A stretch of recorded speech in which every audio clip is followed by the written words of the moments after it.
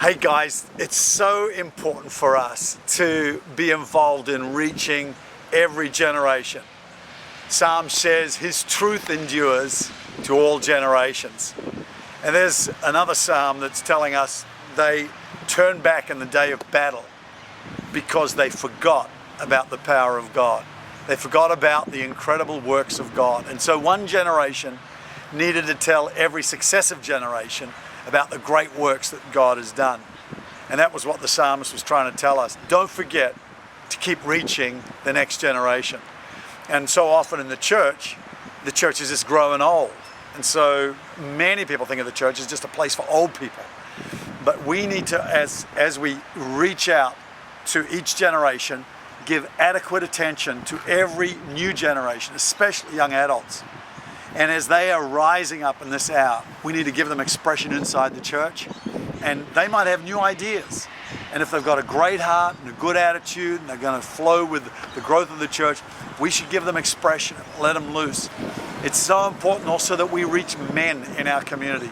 Men are often neglected in the whole purpose-driven services.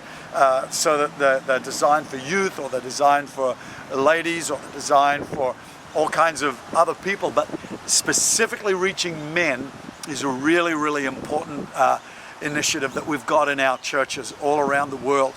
And I believe that as we reach men, we build a godly, strong, manly generation. Plus, if we can reach the husbands and the fathers, we improve our chances of reaching the entire family by nearly 80%. And this is huge. 80 to 90% of the time that we reach men, we reach the entire family. As opposed to when we reach the ladies, it's around about the 30% mark, and youth, it's around about the 10% mark. And so we've got to reach the men of our culture, and that means having an environment for men in our worship services, in our prayer meetings, in all the things that we do. We need to have an environment in which men feel comfortable, and that's vital. I also believe that the children's ministry in our churches will dictate many times where people are going to actually go to church. I would say that when young people are single, they think, this is where I'm going to go to church. When they get married, generally the guy, he'll determine this is where we're going to church. When they have children, mum's going to decide where they go to church, because they're looking for great childcare during that 90 minutes each weekend. And we really ought to make those 90 minutes of children's church, 60 to 90 minutes of children's church, the best 90 minutes of that children's week, so that all of our workers there are the best, giving the best time, the best experience to those children. When they come out of children's church, they're talking about Jesus, they're loving all the people who looked after them, and mum says, hey, I love this place, let's go along here. That time, dad'll say, sure, and he'll get involved. And then as the family gets older, generally it's the teenagers, because parents get pretty desperate to do anything they can to help raise those kids. And so they say, look, this youth ministry here is phenomenal. And if we make sure they're getting really good attention, and this can be challenging because sometimes the kind of people we're getting into the youth can have a negative influence on some of the others. And so we've got to really be careful about that and manage that extremely well. Reaching all these generations with the gospel of Jesus Christ is the most important thing we can do.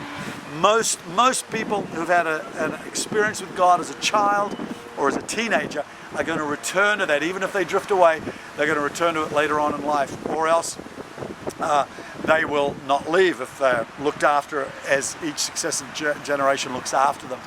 I also believe that we need to have older generational people influencing younger generational people to show them the pathways of living.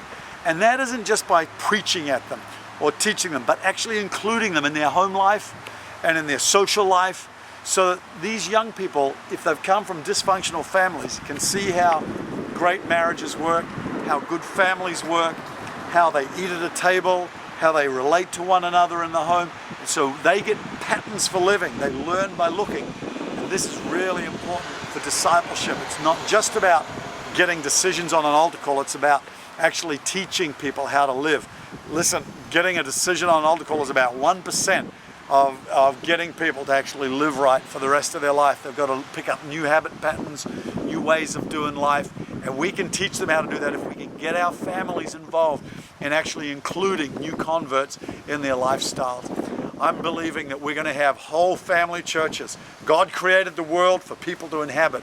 We need to create churches for people to inhabit and create departments in our churches where people are comfortable, being blessed, being fed, and getting them all the way to heaven.